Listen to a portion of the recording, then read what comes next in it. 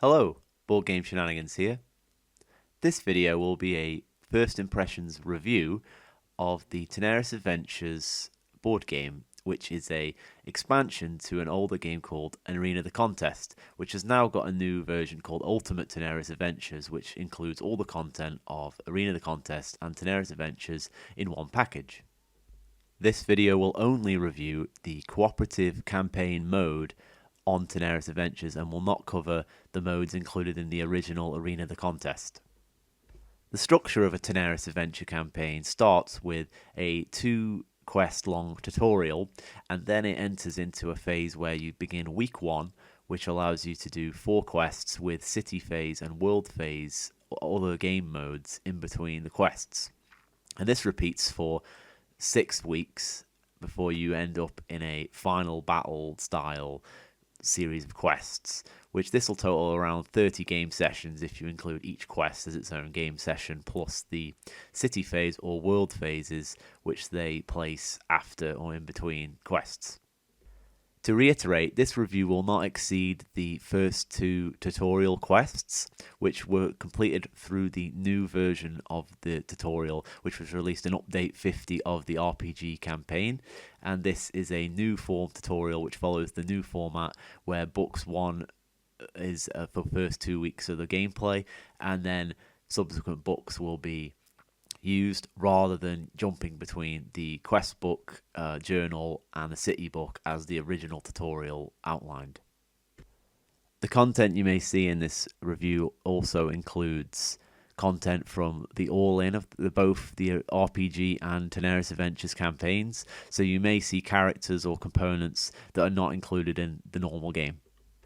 So to briefly outline the structure of the game, the initial setup will be to read an initial setup of story, and this begins in the new tutorial with the set of questions that you give to each of the players playing the game, and it helps them to choose what type of class of character they will pick. You don't have to follow this down to what it says, but it's just a fun way to do like a questionnaire to decide what character class you're going to pick and play through the start of the campaign. Then you'll follow up with some more story about the first quest of the game after you've chosen your characters, and then this will fall into setting up to the first quest, which is done through a map system where there is a map given with all the different components that start on the board, and you set up that map for the quest to come and put your characters on the board.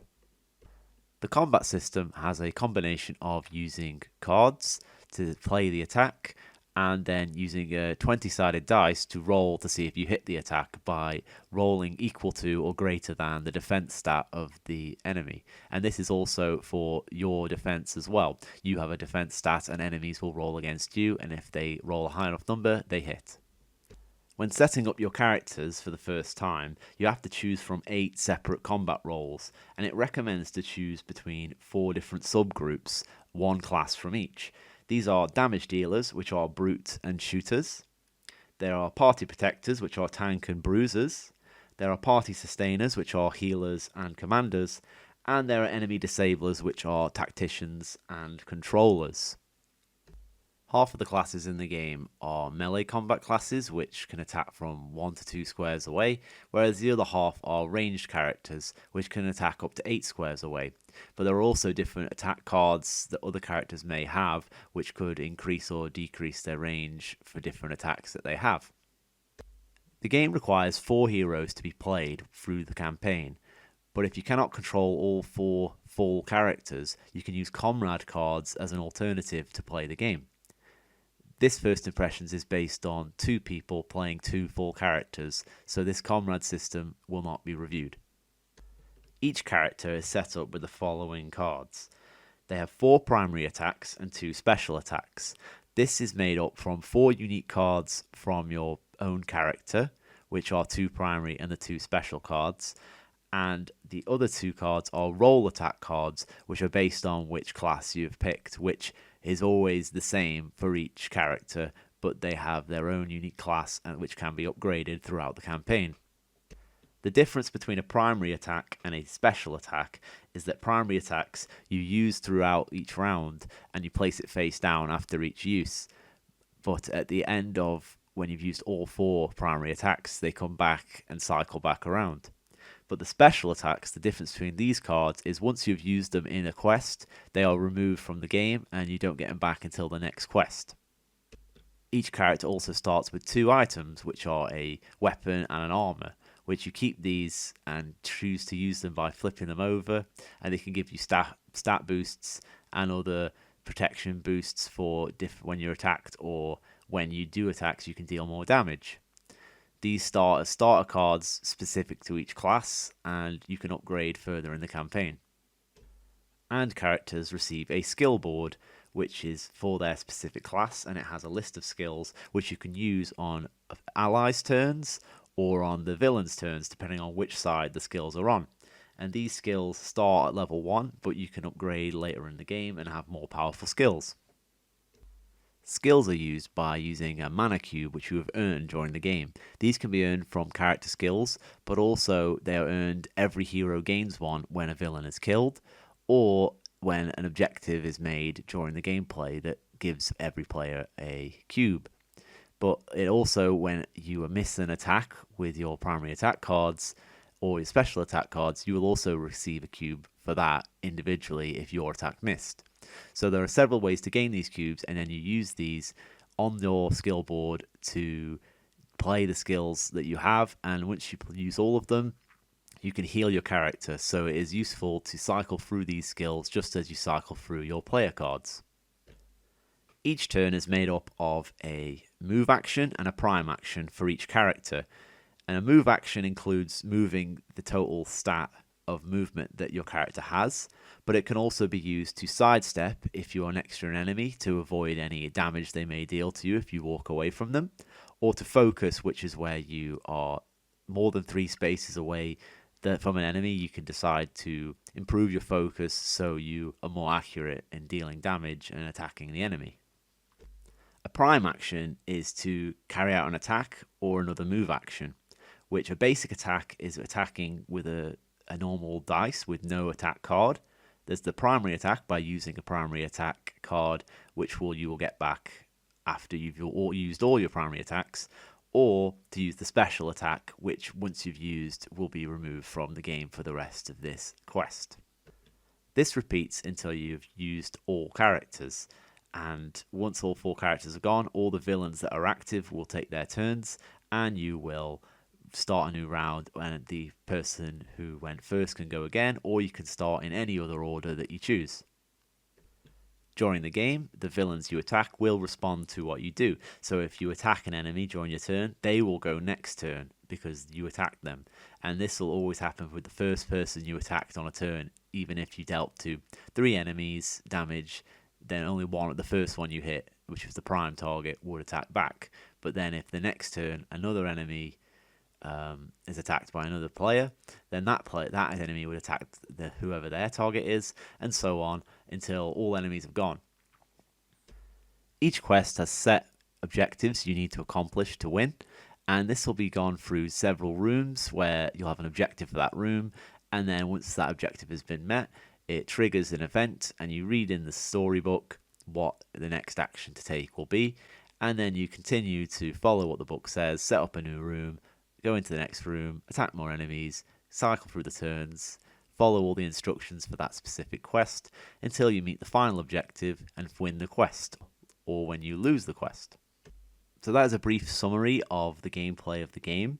There are extra individual rules and status conditions which will come into effect while you play, and these are best to look at the player aid or the rule book to reference to understand what each means. So, for example, sometimes something might say deal echo damage, which would mean to deal damage to another target right next to the other, or you could have exposed, and exposed would mean that a target will be easier to hit because their defense will be lowered and your roll will be more successful.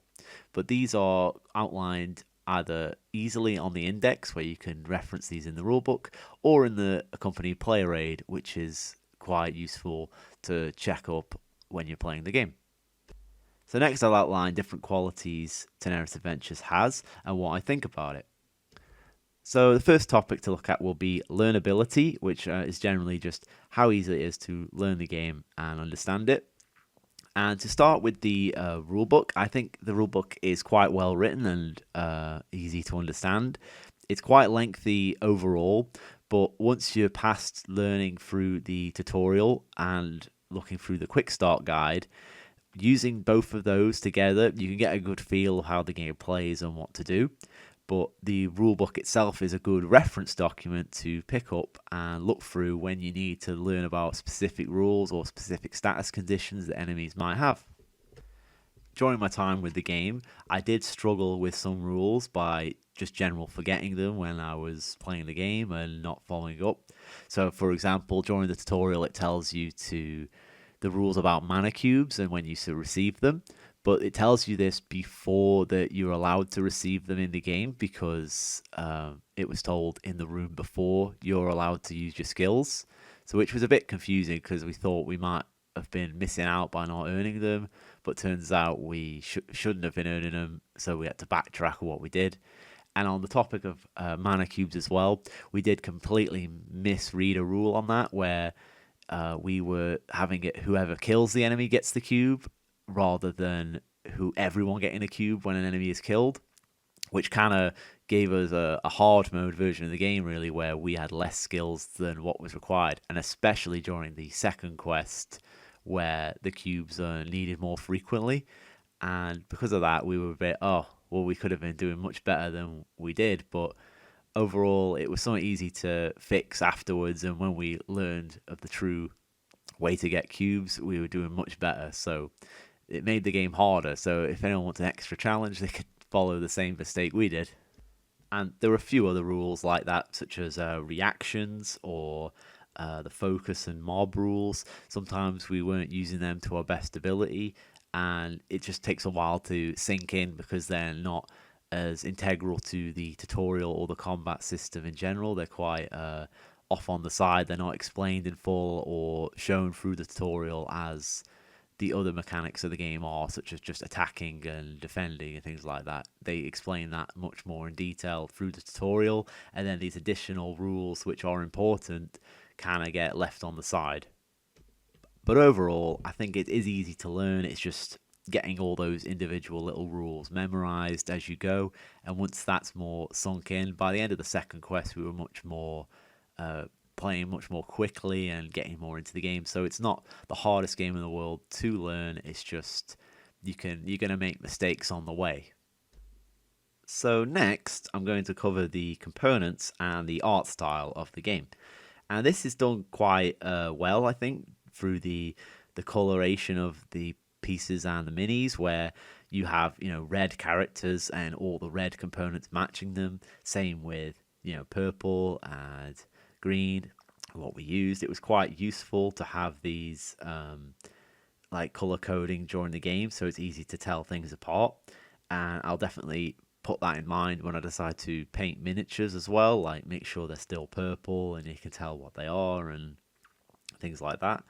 And I think that the art style of the characters, they're quite varied. They're not all identical looking or cookie cutter style. They're all quite unique, and there's a variety there, and there's different races and classes and looks they've gone for all different characters. So there's a large variety of characters, and I think that overall the art is quite well drawn, and it's good to look at while you're playing the game. Sometimes when I'm playing the game, I do feel, shouldn't there be a token for that type of thing, where you do a class skill that you have on one of your character cards, and then it'll say, this certain status effect you've put on a character, and the game kind of just tells you to track that by using a token of your character, which if you have the plastic set of tokens, there is the hexagon alternative, which is good to use. But the one they give in the game is this tiny little token, and I think those tiny little tokens that they use are quite too small. I think they should be much bigger, which I think they are doing a more deluxe version now. But in the original game, it's a bit small. I'd prefer if they were bigger, like the arena, the contest tokens. That would be a much better fit for understanding what each status effect does.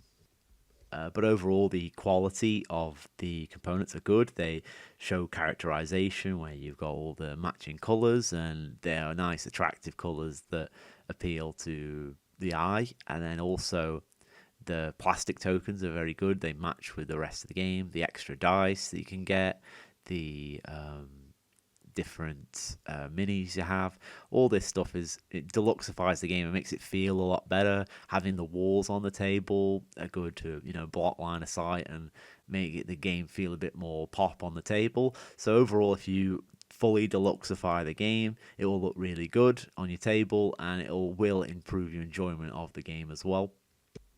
So to move on from there, we'll cover the entertainment value of the game. And personally, I think that to start with, we'll go with the story side of the game. I think that the lore and the world building of the game is actually quite in depth. They've gone quite full in with that. So they've expanded on that with the RPG books as well that they've come out with.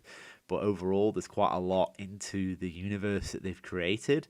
So it's not very copy paste from other things. They've kind of developed their own world and tried to make a full history for it, which it's a hard thing to get right. And I think that from what I've read so far, it's good to ease you into the world. It's not too overwhelming with how many different factions and character things they've start the game with. They kind of just start with the Kemet and things like that. They're attacking their like evil elves that have come and attack the world. And it's like a good way to ease you into, so what's the truth behind here? Is there going to be more depth to that down the line? I'm not sure. Are the Kemet as bad as they start off? We'll have to see how it goes, really. They're quite a key villain in the story. They are one of the key parts of the game. Are they just, the Lord of the Rings style ultimate evil, or are they like a Game of Thrones style villain where it's a twisted world type of thing? Just see how far they go into that with that, what type of story they go with. But to start off, it was quite interesting to get into. On the side of gameplay for entertainment, it's quite varied in what you experience.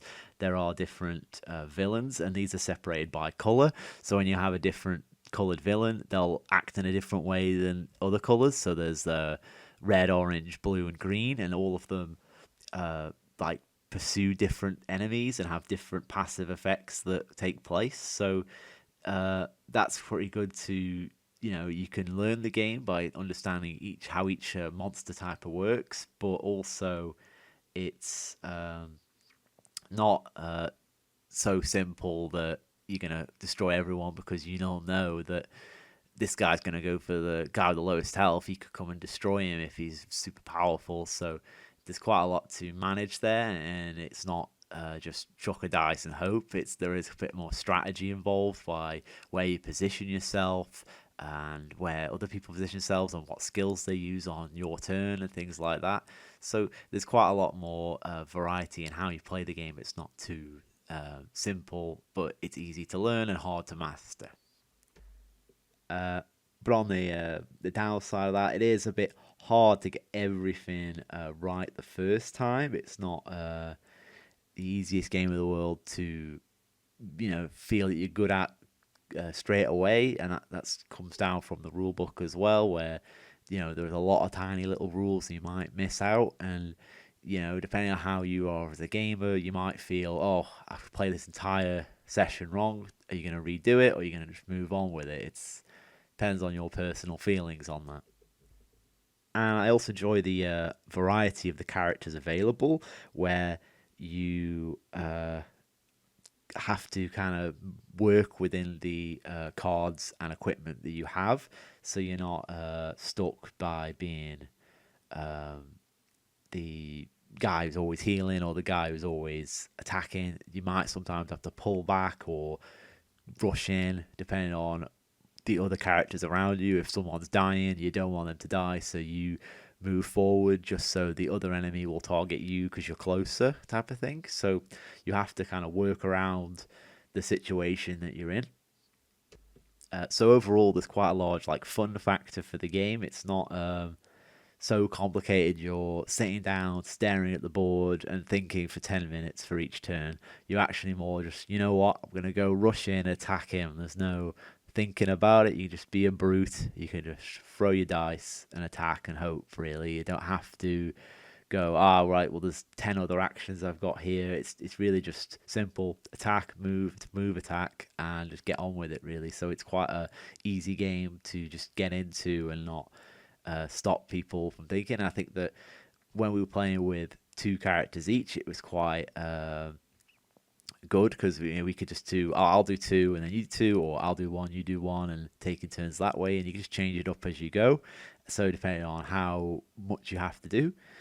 So I think that overall it's quite a good game that gets you like down into it and want to just start trying to, do the objectives, but you do have to think about it. So it's not mindless, but it's not like you're not overthinking it either. So the next topic to go into is about just tabling the game in general, and I think the game shipped to me several months ago, I think around March time. So it's taken me a while to get around to playing it. I've only just played it in the last few weeks. I did play other games in that time and just did other things in my life, but to get it down to the table, it took a while to decide what I wanted to do. And some of that was due to I wanted to see what this new Ultimate Kickstarter was bringing first. But overall, when I've actually sat down and got it to the table, it felt quite easy to set up and easy to put on my table, really. It was quite a small game. It's not a behemoth of a game that takes up a massive table space. It's because the board's quite small. So actually, your character boards and the villain cards and things like that, that'll take up just as much space as the board. But because the board's quite small, it doesn't feel as bad as it really other games might. I think you don't have to maneuver yourself around about it. Once you've set up the game, it's set, and you don't have to worry about moving things off the table when you're midway playing, because there's no like the board's set up for you. All the rooms are there. You know where they're going to be. They're going to be in the grid, so you got that to plan ahead, and that's quite useful. But on the other hand, there's the fact that the game itself, it takes up a lot of space. If you have everything, it's going to be in loads of boxes, and that's why the new Kickstarter storage system might be more useful. But for me personally, so far, I just kind of took all the inserts out of the box and just chucked them in storage. I'm not using them. So I've kind of condensed the game down into the Tanares box for all the cards, the main board, the books, and all the Tanares content. And then in the arena box, I've just tossed in all the cards you don't use and spare boards and things like that. And then I've just kind of bagged up the minis and put them in different boxes depending on bosses or characters and villains.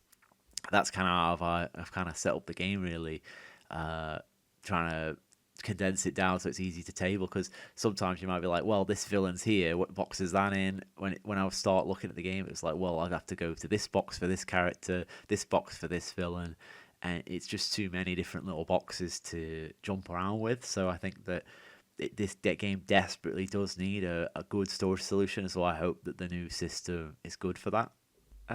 But on the last point about tabling, there's also the fact that the game doesn't have many cards. It's quite how many you actually have on the table at one time is quite small, because you'll just grab the few villains you need, you'll grab the character cards you have, and that's about it, really. You don't need to have loads of decks you keep drawing from. There's no like luck from drawing from a deck. It's just all dice and using the cards you have. It's just quite simple. There's no luck in the side of the deck side of the game, really. So it's quite easy to set up and just have it in front of you, really. And on the last point with tabling the game, the issue is kind of depending on who you are. The sessions for the games are going to be long. I think that including the setup time and the story reading and playing through each of the first 2 quests for the tutorial, it was looking around at least 4 hours each session there. I think that the game does take a long time. You're going to have to set up between different parts of the quest as well. So overall, you might be like, you do a room in like 45 minutes to an hour, and then you're going to read the story, which the way we kind of read it is read it out loud to each other type of thing. So that takes at least half an hour, 45 minutes as well. So depending on what you're doing, it can take a long time. So if you're not into a game that you set up and it's on your table for a long time and you're going to have to just keep playing through it until it's done type of thing, then it might not be for you. But for me, it's not the worst thing in the world. I do like a good campaign game. It's just I won't play it week after week. It'd be more I put it all together and then play it for maybe a weekend or a week straight and then put it away type of thing. I wouldn't be like keep putting it away after every quest. I think that would be a waste of time because it's just you want to get it all and do as much as you can in one go, really. So next I'm going to talk about replayability, and I think that the way the game's set up, you kind of do your 2 tutorial quests and then you'll have 22 scenario quests going through the campaign with like the city and world phases in between each quest, and then at the end you'll do about 7 additional like boss final quests, so overall you're going to do around 30 quests a run. You could maybe skip the tutorial on future runs, but the first run will be about 31 quests, and then that's out of the total 101 in the main box. And then they also have the extra campaign, which is the time twist campaign, which you can do after the main game. And then also they're making the new Arena the Contest remake campaign as well. So there's quite a lot of quests and variability. So when it comes to replayability, you could just play the game again and have a completely different set of quests, or you could even just flick to any random page and play any quest you want. So there's good variety there where you can play it however you feel. So that's a positive on the game.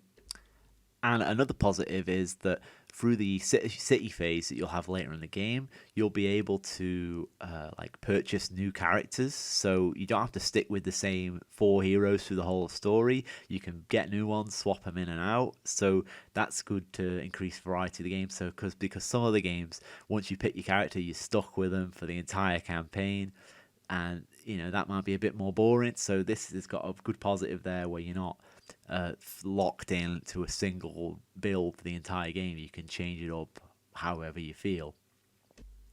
So lastly here, I'm just going to cover the value for money overall for the game. And I think that overall, if you go off the current prices for the Ultimate Tanares Adventures campaign, I think that is a fair price for what they're charging. You're going to get the Arena and the Tanares content, and there's quite a lot in there. And as you can see, there's the 30 quests a run. You're going to if you want to play it through, you're going to have a lot more to get into there. So it all depends on how much you want to play the game and how much time you can give to put in to do it, really. So if you think you can sit down and get it played, then it'd be a good value for you. But also to keep in mind, if you're never planning to try the PvP, the boss versus boss, or the original Arena campaign, there's a lot of content there that you're just not going to touch. So you got to keep that in mind. So if you think that you want to get every penny used, there's definitely going to be things there you might avoid if you only play through this campaign side of the game. But overall, if you are someone who is comfortable just going in with the Ultimate Tanares Adventures now, it's quite easy to just try and find the other content later and expand it yourself. So even if you are not someone who wants to go all in with everything this minute, you will have room to do later. So again, there's more value there where the game could be, if you think it's a good game, you can just get more for it, and you would have no shortage of content or time to invest into the game. So to round things out, my overall thoughts on the game and what I think my future playing the game will be. So I'll start by saying that I think that the system, the gameplay system in place is really good. It's a great system, and I think that it's not too simple or too difficult to learn and play. I think that it's quite clear. The cards are quite straightforward in telling you how you should actually use them. It doesn't feel too too much jargon on the words. It's quite someone new to a board game could probably pick it up and learn what it's saying, because they do outline the definitions of their words and what are they mean by what they say on the card. So it's quite easy to understand. You will inevitably make mistakes while you play the game, such as you're going to make a rule wrong, or you're going to make a stupid decision which the game doesn't really want you to play that way. But overall, I think that the tutorial's good to help you to learn that and make sure you've made the right short decisions, and it reminds you, hey, don't forget about this rule, like mob and things like that, because that will assist you. So there's some good extra little hints in there in the rule book and in the tutorial, which gets you eased in to learning. And I think that it's a bit hard to fail the first tutorial quests, so the tutorial does kind of get you into the game quite easily, I think. I think in the future I will kind of play it as kind of in a short burst type of way, where I'll set up for the weekend, play 2 or 3 sessions, and then pack it away and cycle it like that every so often. I have other games to play and other things to do, so it's not something I'm going to be committed to generally like week after week, day after day, but that's because I'm playing it with my wife. We've got to make the time for it. So you've got to, weigh up your best the way you think you're going to play it. But for me, it doesn't matter to me if I finish it in a month or finish it in, a year or 2. It's fine. So I'll just get on with it when I feel like it, really. So I've got no urgency to get through and play it over and over again. But that's just generally how I am with these campaign games. I don't just blitz them all out in one go. So your mileage may vary there, up to you and how you play these type of games. I'll see if that holds up, because it took me a while to get this tabled in the first place, but we'll see how I do to get it to the table the next time and see how that changes my thoughts on the game. And maybe I'll follow up and review each individual week or so of the campaign as I play it and give more thoughts on that.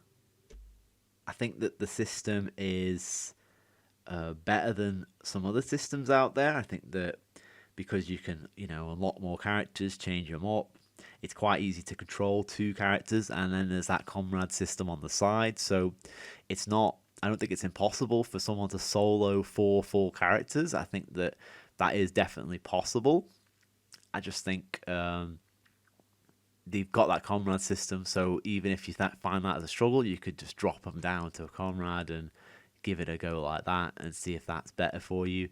But overall, I think the characters are quite simple enough to just get through on your own. We're doing 2, it didn't feel like a challenge at all. The appearance of the game, the components, all looks great. I'm happy with the quality of the minis and the plastic and the cardboard. There's nothing that seems like out of place, and except for maybe those little tiny tokens about the status conditions, but that's not the end of the world. And if they're going to upgrade that, I'll probably just pick that up and improve it myself like that. On the side of the story, I'll just see if it gets better. I think that overall it's just done the job so far. It's not blown me away, but maybe as I read more, it might get more interesting and have more interesting scenarios where, depending on the choices you made during the campaign. So that's something that could go up or down depending on how the rest of the game goes. The variety of the combat styles and cards and things in the game is quite good. I think that picking the classes we did, I think me and my wife had 1 ranged and 1 physical combat person each, and they all play a bit differently and have different cards. So it's quite, feels a bit different as you play. So it's not so, we feel that we're playing the same character twice. Everyone's a bit unique there, each class, and because it's asking you to be 4 different classes there, it's not so you don't have to all blitz in the same class. So it's not it's encouraging you to have more variety in what you're playing. I think that the game overall kind of pushes you to change how you play. So if you're someone who's been rushing in, you're going to be taking loads more damage. So if you're in that position, it's telling you, right, you're going to move back now. So it's not like you can just rush in and do everything in 1 character. You have to kind of change it up, bring someone else in, distract the enemies by going round the side or moving in closer, things like that. So I think that there is a bit of variety there in how you control the combat and how you react to the villains.